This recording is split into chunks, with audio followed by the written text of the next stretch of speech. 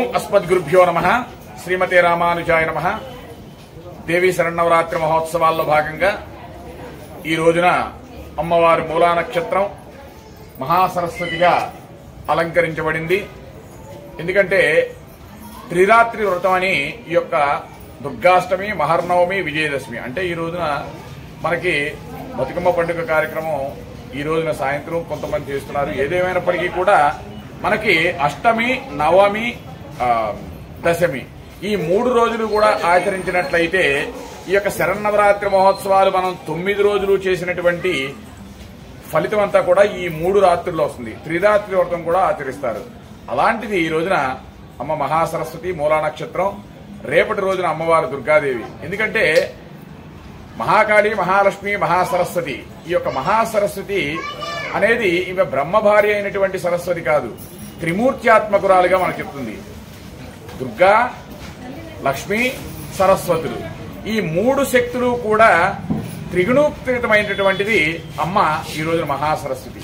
ఈ సరస్వతి గురించి మనకి సకలమైనటువంటి జ్ఞానాన్ని, ఇచ్ఛాశక్తి, జ్ఞానశక్తి, క్రియాశక్తి అన్నట్లుగా మంచి జ్ఞానాన్ని, విద్యని, ఐశ్వర్యాన్ని కూడా ఈ యొక్క మహాసరస్వతి మనకి అనుగ్రహిస్తుంది. ఈ యొక్క మహాసరస్వతి గురించి మనకి సౌందర్య లహరిలో శంకర భగవత్పాదులు అద్భుతమైనటువంటి మనకి శ్లోకాన్ని ఇచ్చారు. విపంచ గాయంతి వివిధ మతనాం పశుపతే త్వయారబ్ధే వక్తుం చలిత శిరస సాధువచసే త్వదీయేర్ మాధుర్యై ఫలపితంత్రీకరవాం నిజాం వాణీం వీణాం నిచలయతి చోలైన శుద్ధ్యాం అంటుందంట. అంటే ఈ యొక్క శ్లోకం యొక్క అర్థం ఏంటంటే ఆ యొక్క లక్ష్మీ సరస్వతులు ఇద్దరు ఉండగా ఆ యొక్క మహాసరస్వతి అంట తన యొక్క మాటల్ని అప్పటి వరకు ఆ యొక్క లక్ష్మీనారాయణని, శ్రీమన్నారాయణమూర్తిని, ఆ పరమేశ్వరుని అందరూ కూడా ఆ యొక్క దుర్గాలక్ష్మీ సరస్వతులు అందరూ కూడా ధ్యానం చేస్తున్నారంట. అలాంటి చేస్తున్నప్పుడు ఈ యొక్క మహాసరస్వతి ఒకసారి మాట్లాడేపాటికంట అక్కడ ఉన్నటువంటి సరస్వతి కూడా ఆమె మాటల యొక్క మాధుర్యానికి తన యొక్క వీణతో ఉన్నటువంటి, అంటే ఆమె యొక్క మాటలు ఎంత మాధుర్యంగా ఉంటాయనేది మనకి శంకర భగవత్పాదులు వారు అద్భుతమైనటువంటి శ్లోకాన్ని ఇచ్చారు.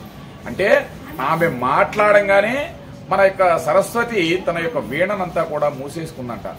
అంటే ఆమె యొక్క మాటలు వీణ వంటి నాదంతో కూడిన నామరూప విభజిత అని చెప్పారు. నాదాయిని నాదరూప నామరూప విభజితానికి మనకి నాదరూపంలో కూడా అమ్మవారి యొక్క నామం మనకిస్తుంది. అలాంటి నాదంతో, వీణానాదంతో మన యొక్క మహాసరస్వతి మనకి ఇవాళ అనుగ్రహించింది. అలాంటి మహాసరస్వతి యొక్క కృపాకటాక్షాలు ప్రతి ఒక్క భాగవతోత్తములకి కూడా ఉండాలని, ఈ యొక్క దృశ్య శ్రవణం ద్వారా వీక్షిస్తున్నటువంటి ప్రతి ఒక్కరికి కూడా అమ్మ యొక్క మూలా నక్షత్రం మహాసరస్వతి యొక్క కృపాకటాక్షాలు ప్రతి ఒక్కరికి కూడా ఉండాలని ప్రార్థిస్తూ, శుక్లాం బ్రహ్మ విచారసార పరమాం ఆద్యం జగత్యాపినీం వీణా పుస్తకధారిణి అభయదాం జాడ్యందకరాపహం అస్తే స్ఫాటికమాలికం విదదతిం పద్మాసనే సంస్థితాం వందేతాం పరమేశ్వరీ భగవతి బుద్ధిప్రదాం శారదాహం. ఈ యొక్క సరస్వతి ధ్యాన శ్లోకం ద్వారా అనుసంధించినటువంటి, శ్రవణం చేసినటువంటి ప్రతి ఒక్కరికి కూడా అమ్మ యొక్క కృపాకటాక్షాలు.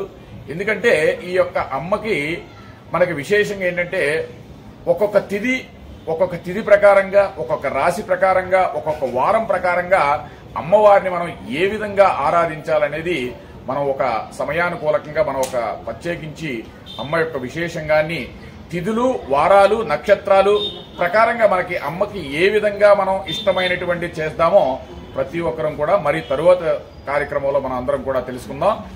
జై శ్రీమన్నారాయణ.